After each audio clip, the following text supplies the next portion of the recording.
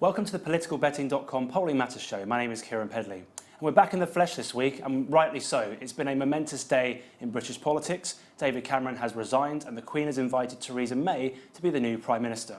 But what an inbox the new Prime Minister has. Having voted to leave the European Union 3 weeks ago, Theresa May now faces a daunting task of satisfying those that voted to leave whilst uniting the country. Some may say even an impossible task. Meanwhile, on the opposition benches, the Labour Party seems to lurch from one crisis to the next. Yesterday, the NEC ruled that Jeremy Corbyn will make the ballot in any future leadership contest, but it's not quite clear who his opponent will be. On today's show, we'll be discussing the new Prime Minister's in-tray, but also what happens next to the Labour Party. This week, I'm joined, as ever, by Leo Barassi from Noise of the Crowd. Hello, Leo. Hi, Kieran. And our regular contributor / friend of the show, Asa Bennett from The Telegraph. Hello. Asa, welcome.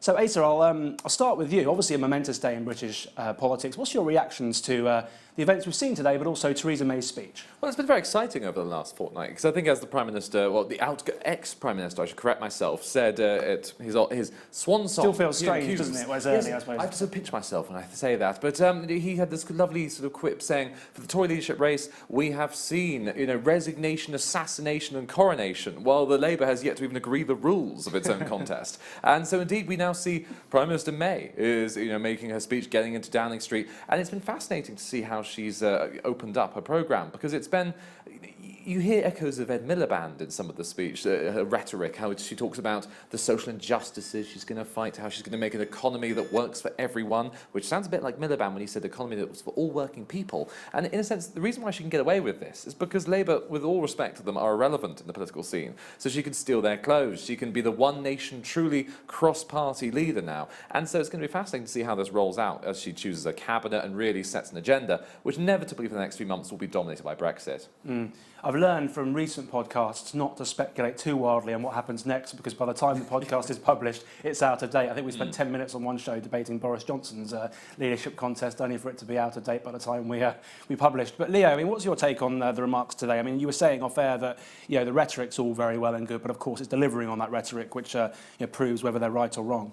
It's reminiscent, I think, in lots of ways of the speech that Cameron gave at last year's party conference, which was similarly one nation and similarly talked about equality of opportunity and addressing injustices and so on. Doing that, of course, gives her lots of space to then work out the devil that are in the details of how you actually implement it. So I think it's absolutely fair to say that this is stealing Labour's clothes, but whether it's actually stealing their meal is perhaps a slightly different thing.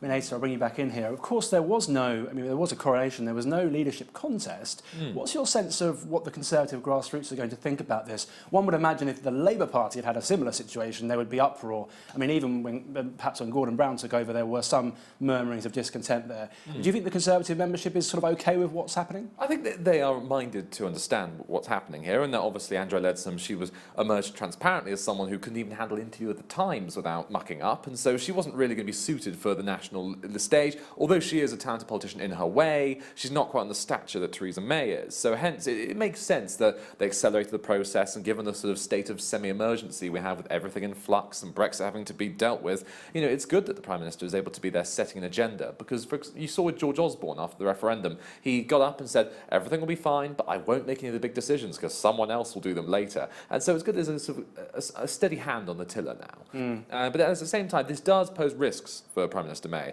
in that the Brexiteers will have been denied a chance to vote for one of their own, and so if they had been defeated in a fair, transparent contest, the sort of Blair Brown thing, if they hadn't done the lovely sort of deal with each other and Blair has emphatically beaten Brown wouldn't have spent the years, being angry and wanting his chance. In the same sense, the Brexiteers will want their chance to be represented, so she's going to have to bring them on board in big, significant roles, make them feel important, and as well as that, she's going to have to satisfy in terms of what she brings back as a Brexit deal. And I suppose it's the fashion at the moment to consider Boris Johnson's career over, but that would perhaps be a bit premature, wouldn't it? Presumably he will be the cheerleader for that side of the party. Well, exactly. He's a big beast. People still respect him in their way, and hence that's why Michael Gove did flounder after he assassinated Boris, politically speaking, because people then did think, gosh, Michael Gove is previously a very nice man, we all respect him, but he's kind of scary now, a sort of Frank Underwood imitation for Britain. Britain. And as a result, people want to bring him in some form. Admittedly, he did fight with Theresa May in the past over things like water cannons and just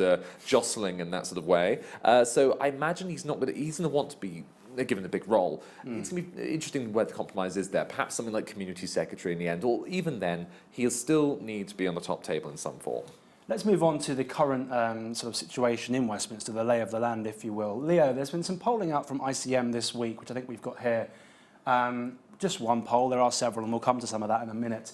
But for those listening in, ICM had a poll this week which has the Tories on 38, Labour on 30, UKIP 15, the Liberal Democrats on 8, and of course there are other parties too. But this is kind of the national UK picture. Now, for the benefit of the people sort of listening in and watching, there are some differences in how ICM have changed their methodology. They're not relying on stated turnout anymore. There is this view in the polling industry that merely saying how likely you are to show up is not good enough anymore, frankly. They've got a sort of model based on demographics such as age, I believe, and maybe social class, but don't quote me on that. And they're also sort of tinkering with their methodology in other ways. But nevertheless, with the caveat, as we know, voting intention polls, who believes the May, this is a really bad poll for this stage of the Parliament for Labour, isn't it?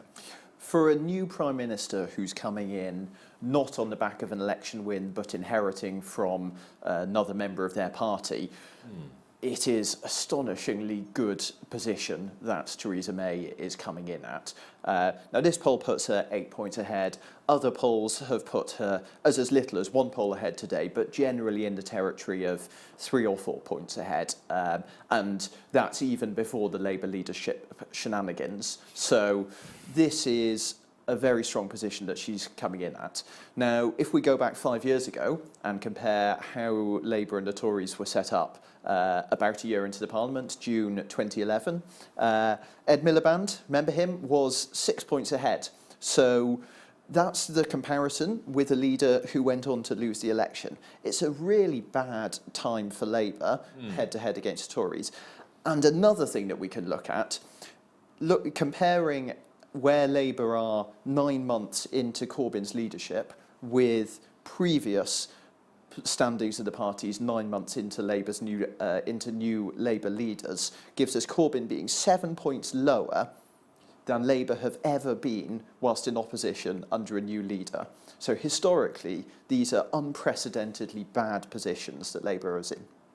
I mean, Asa, some people have suggested there might be a snap general election, even though Theresa May has ruled that out. Given these numbers, you can understand the attraction of that proposition, can't you? Yes, but then Theresa May would probably really sorely love to obliterate Labour right now and capitalise on all this insecurity in the party. But then she wants to get on with business. She wants to show that this is why people have invested such trust in her. So she's going to have relieved European partners by saying there's not going to be a snap general election immediately. But then it's a whole different story once the details of whatever Brexit terms she negotiates happen, because the Brexiteers here, of course, they've raised the bar really quite high in talking during the referendum campaign of just a lovely, great British deal. We'll negotiate a unique one. It will be perfect. And so as a result, Theresa, she's a smart politician. She knows there are trade-offs in these sort of things. In other words, will you get absolute control over immigration? How much is control? What are we talking about exactly? How much access do we get to the single market? What are the compromises here? And so as a result, people like Ian Duncan Smith and more avowed Brexiteers, will be sitting on the backbenches most likely and ready to pounce on anything that they detect as a sign of weakness and backsliding. And at the same time, of course, you see that Labour then, given they're so sidelined, I mean, UKIP are going to be fast coming up the outside here. I mean, that is an interesting debate, isn't it, Leo, UKIP? Because, I mean, there are some people that suggest, we've voted to leave the European Union, UKIP's finished. I've always been very sceptical about that, because this hint of betrayal, which Asa alludes to, certainly could live long in the memory if that, does develop as a result of whatever the Brexit deal is. Likewise, we know there's massive regional differences in where UKIP gather their support. I mean, it might be this sort of perverse situation where Theresa May is seen not to deliver the Brexit deal people wanted, and the net consequence of that is that Labour loses seats in the north of England where the Leave vote was strong. So I suppose, yes, there's threats to Theresa May's government, but there's potentially threats to Labour too. I mean, Labour's policy, for example, on Europe is going to be interesting here, isn't it? The big downside risk here for Labour is very much the loss of working class, former supporters to UKIP in the many seats now where UKIP is second placed. And as you say, perversely, that very much now feels like a product of what the government does. Now, going back to the general election question, there's perhaps something of a paradox and a tension for the decision here for the government.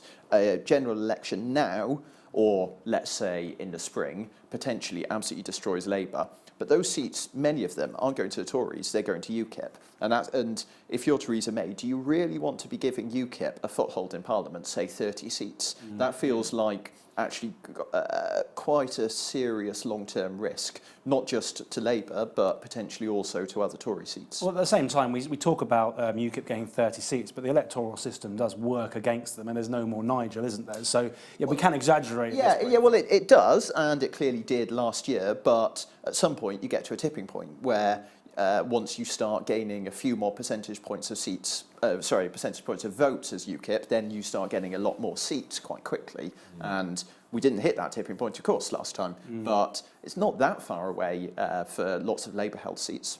I mean, Asa, how worried do you think the Tories will be about UKIP? Because, of course, in the last Parliament, there are many that think that it was the rise of UKIP which ultimately led to David Cameron promising the referendum, which led to his demise in the first place. But I suppose, given that people like Mark Reckless defected and then lost his seat, obviously Douglas Carswell's still there may be this view in the Conservative Party that people aren't going to jump ship anymore. That's not going to happen. They've kind of neutered it, and it's almost a Labour problem now. I mean, do you think there maybe even complacency might be in the Tory party? Well, I think they're being philosophical about this. They're not ruling anything out like this, and there's a UK apocalypse and all the rest of it. But because they know that inevitably Labour will be under threat in the north, and that obviously Jeremy Corbyn can't speak to people up there really. UKIP are very likely, given how the race is going, to elect perhaps a northern leader, as a northern Farage in a sense, who can speak their language, speak more like them, understand their concerns about immigration and all the rest, and really ramp up the tone. Because obviously there has been analysis, I think, by Ian Warren for Leave.eu showing that Farage does put people off a tad. So UKIP would then go even more into Labour heartlands as a result. And so when we see this, I think it just comes to the context of when the Brexit terms emerge, because there's going to be a lot of sort of rhetoric about betrayal and disappointment, because that's what UKIP trade off. They love to spur this establishment stitch-up that will be happening. And at the same time, Theresa May probably knows that she's going to have to, she becomes a huge pressure to seek consent from people for the terms that she comes back with, because Remainers will obviously not want something too abrupt. They want to still be involved with the single market, and Brexiteers, of course, will want something even more fantastic with free trade deals coming out of everyone's ears at this rate. But so it's going to be interesting to see who's happy in a way. And given she's still got a majority of 12, of course, it only takes a few Brexiteers to make mischief, and then things start getting very awkward indeed for the government. Let's sort of pivot slightly towards the Labour Party. There's a poll by Sky Data that's come out this week, which I think is pretty damning. I mean, I think we've discussed how we think the Tories are in a strong position. But bear in mind, at the last general election, obviously the voting intention polls were proven to be incorrect. There were two measures that people looked at that they suggested that should have been the ones we were looking at. One was trust on the economy, which party do you trust the most? One was who do you think would make the better Prime Minister? And this poll from Sky Data, which I think a lot of people have seen, shows that when asked that question, 62% pick Theresa May versus 18% that pick Jeremy Corbyn. In fact, 20% say don't know, but about 2/3-ish are picking Theresa May instead of Jeremy Corbyn. I mean, Leah, we're going to come on to talk about the Labour Party now, but I mean, as a scene setter, if you like, that is a really strong position for Theresa May to be in, isn't it? Yeah, it is, clearly. Look, I don't want to bang on about this because I talked about it quite a lot last time, but I'm still not convinced that we can look at who's ahead in questions like this, the best Prime Minister or best on the economy, and use that to predict an election result. I mean, one thing that is on my mind when I'm looking at this, that 5 years ago Ed Miliband was 15 points behind Cameron on best Prime Minister. Well, now Corbyn's 44 points behind, so he's doing a lot worse. But does that mean that he's going to do 30 points worse than Miliband did at the last general election? Well, of course not. So I'll take it with a bit of a pinch of salt of saying this therefore tells us that about what's going to happen in the election. But, big picture, the context is clearly dreadful in terms of the choice of Prime Minister, which only gets more significant as an election gets closer. And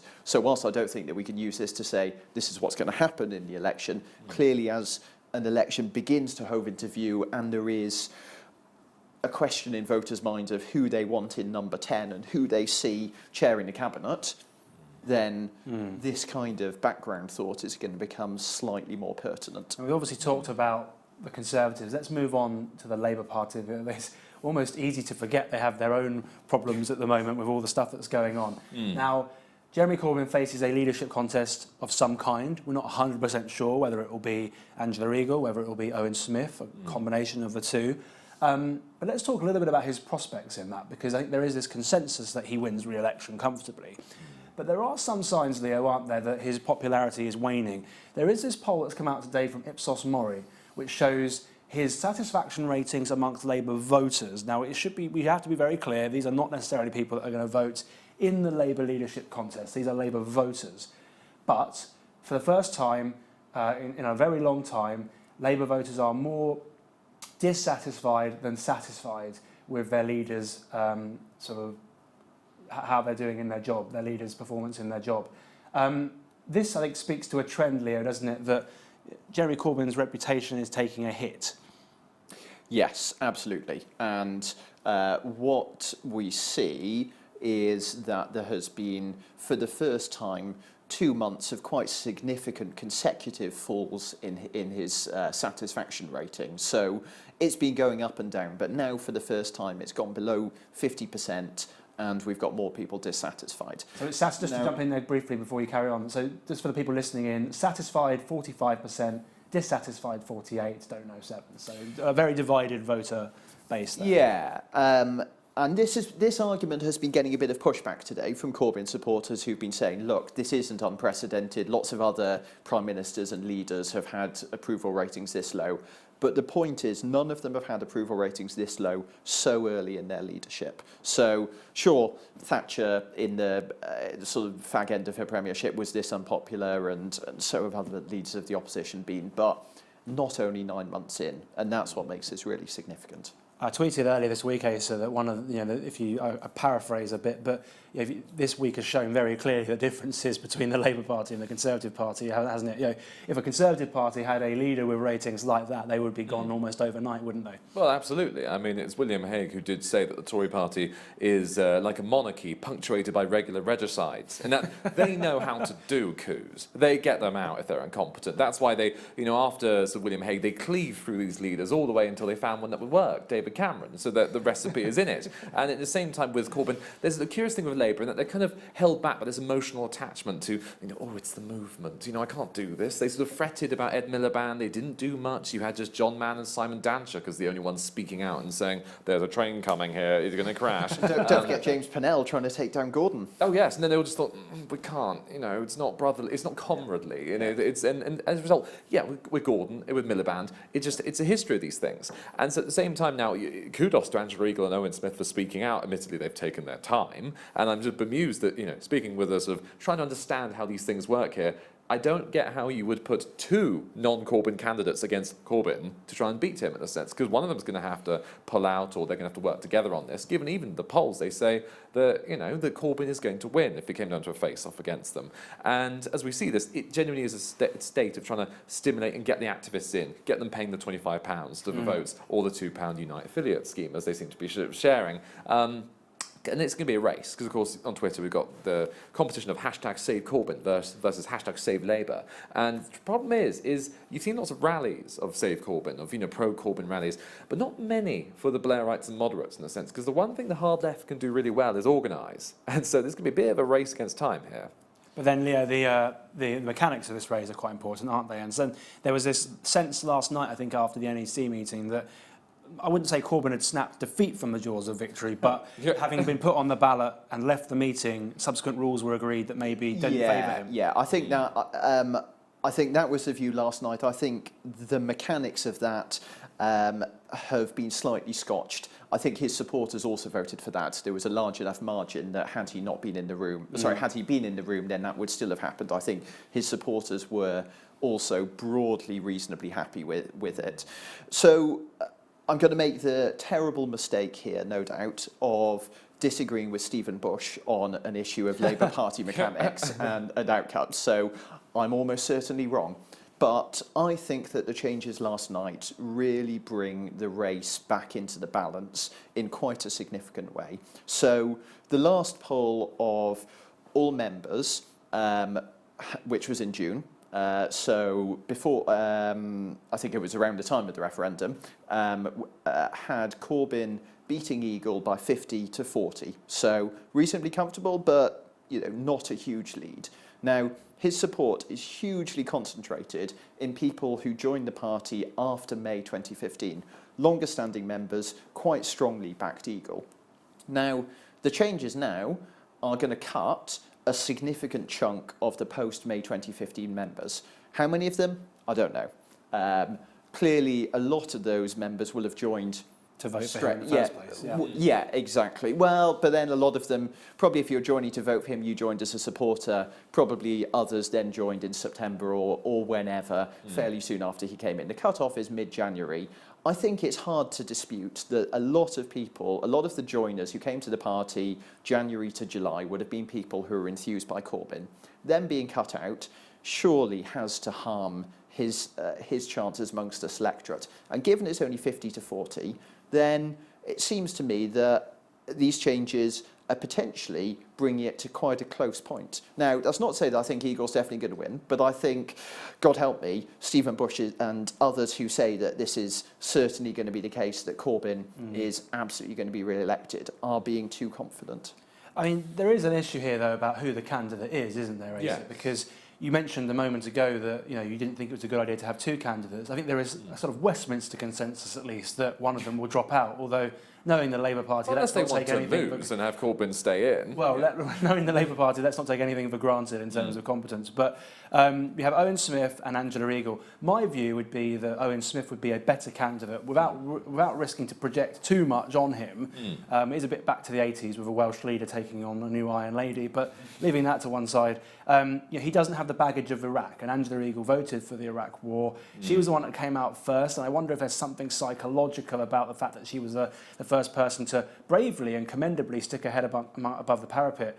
Maybe she almost takes the flak for doing so, and Owen Smith can come in as a sort of reluctant unity candidate. I mean, I suppose the Tories won't mind who they face, really, but for me it feels like Owen Smith would be the more difficult candidate for Theresa May to run against of the three. I mean, while they're looking inwards, obviously the Tories are quietly happy because they can get on with everything and Brexit and all the sort of nitty-gritty. So in the meantime, when we look at the Labour race, I would say, yes, with Angela Eagle, she sort of is... She's been battered, sadly, by the sort of Corbynite abuse and all the sort of stuff she's had. Because this is, like, sadly what happens now in the party when you stick your head above the parapet. You're going to get this flag. And, she sort of knows that. And obviously there's a tragic sight of what Andrea Leadsom had announced her resignation just when she was making her speech and launch. So no one sort of really was impressed or cared very much. Or any journalists there. Yeah, they all left. And so as a result, she sort of knows that she almost has to just get him out in a sense in some way. It's almost like, to put it very politely, a sort of kamikaze operation in a way, in that,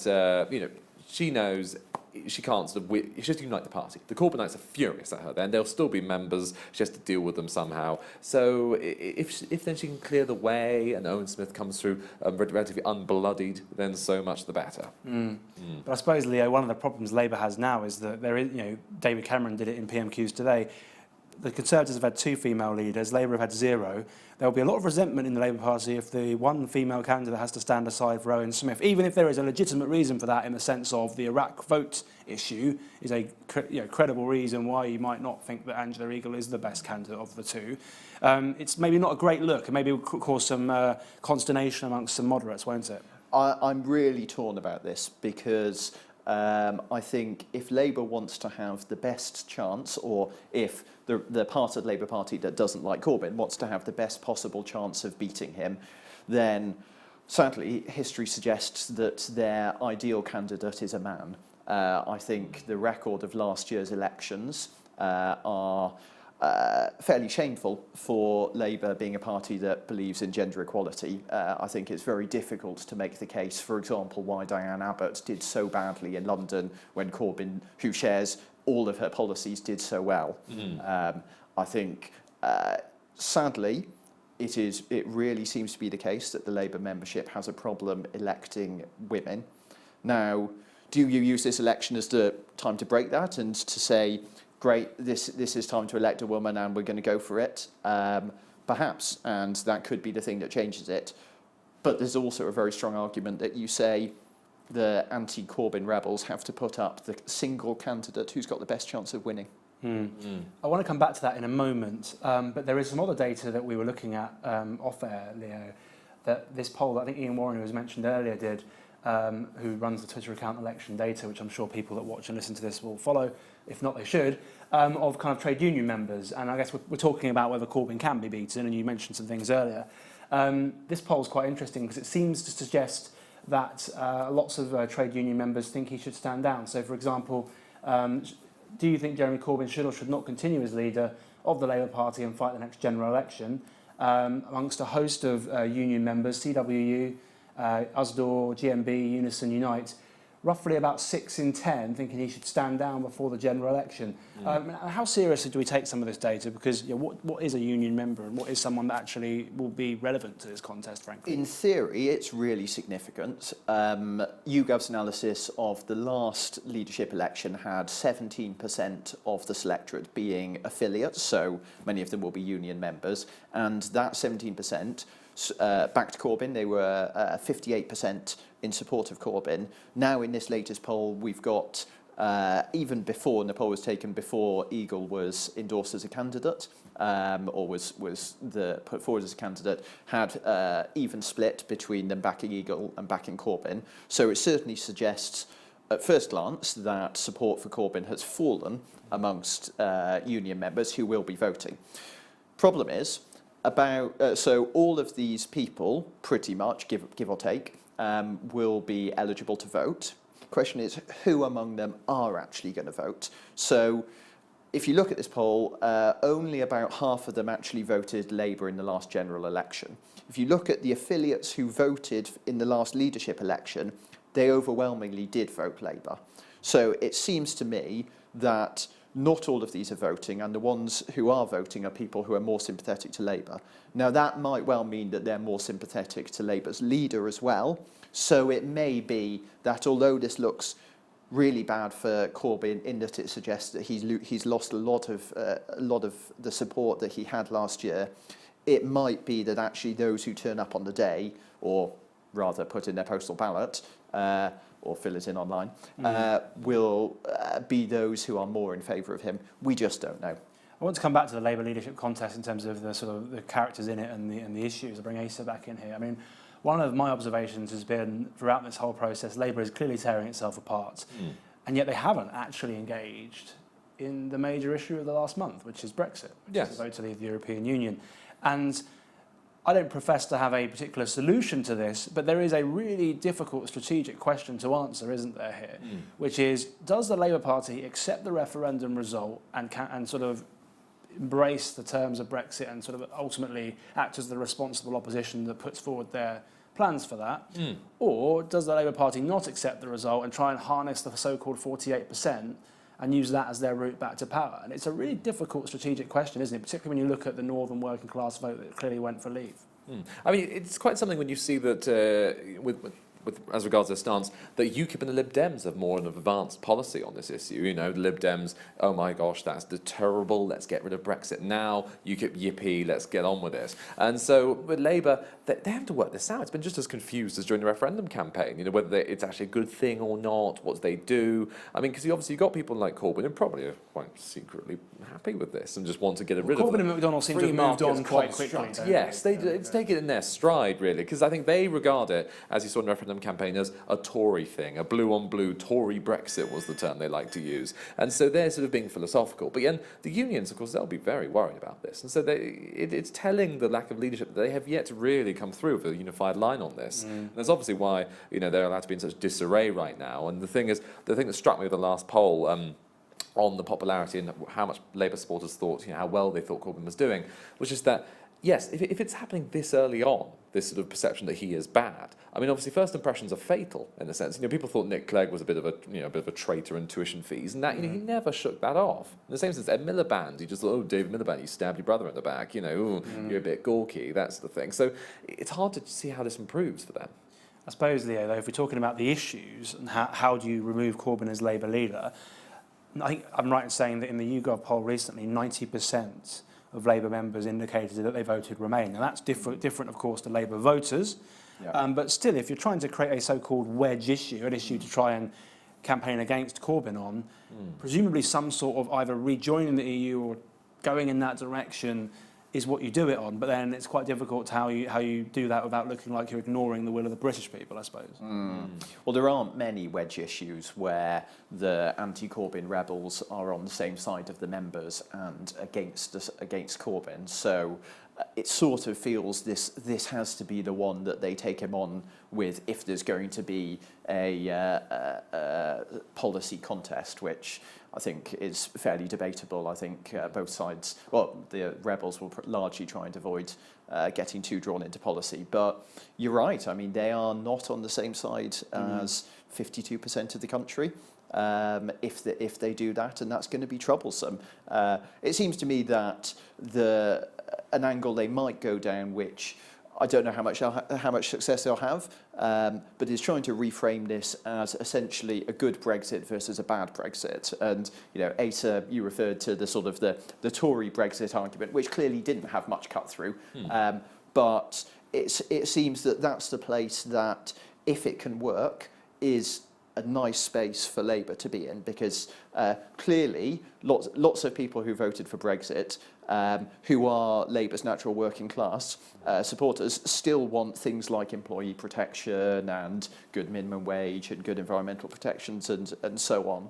So if you can frame the argument as about good Brussels versus bad Brussels stuff, then in a way you don't have to spend so much time talking about freedom of movement, which is clearly the killer thing. But if that becomes a different conversation about, say, points-based systems and so on, then you might be able to find some way of weaving through that and still having a dividing line that possibly, if it goes really well, and this might be fantasy land, starts to cause problems for the Tories, because that's clearly the division that cuts through the Tory party in a way that doesn't really cut through Labour. So Labour probably are united on this sort of, we want a good Brexit, whereas the Tories, that's clearly the division between the Brexiteers, or the different kinds of Brexiteers, and the Remainers about what this means. They don't know what a good Brexit means. I mean, you look at the referendum campaign, on the titanic issue of immigration, the Remainers just fell apart thanks to Labour, in the sense of Tom Watson and Andy Burnham suddenly saying, oh, we need more curbs, and the Ed Balls saying, yeah, let's just do that several days before the referendum campaign, given it had been identified that immigration was their weakest point. They just ruined it, arguably, for them. And then so as a result, we now see they want to help from the sidelines. Yeah, they're going to be irrelevant during this. They just have to sort of say, oh, well, less of the free market stuff if possible. They're not contributing. The real opposition to this for Theresa May will be the Brexiteers on her own benches. Let's finish with Theresa May, the woman of the hour, of course. So I'll get the final word to you, Asa. I mean, what is her agenda now in the sort of first week or two? Obviously, she picks a cabinet, but I mean, what are her strategic goals in the sort of opening sort of moments, if you like, of her tenure? Well, she's certainly going to have to make the Brexiteers feel included, and in terms of not just one nation for Britain, but also one party for for the Tories, because obviously historically Europe has now claimed has ended the careers of many of the recent Tory prime ministers, and so she's going to have to try and last as long as possible before the sort of the rot sets in and the suspicion, the fighting, and to try and avoid any of that. Because if she can, that'll be remarkable. Because obviously, once there's glimmers of these deals, David Cameron, she will remember this vividly. Struggled with the renegotiation. There was this perception that it was a fool's errand, and that every month he was just being mocked by EU leaders. So she's going to have to do much better than this. Almost get out Margaret Thatcher's old handbag and really show them, give them what for. Well, unfortunately, that's all we've got time for this week. I think we've gone over our sort of allotted time, but Asa and Leo, thank you very much. That is all we've got time for this week's politicalbetting.com Polling Matters show. Certainly a momentous day in British politics. Join us next week when we'll be talking about Theresa May's new cabinet, but also looking at events across the pond where we should have at least one VP nominee picked.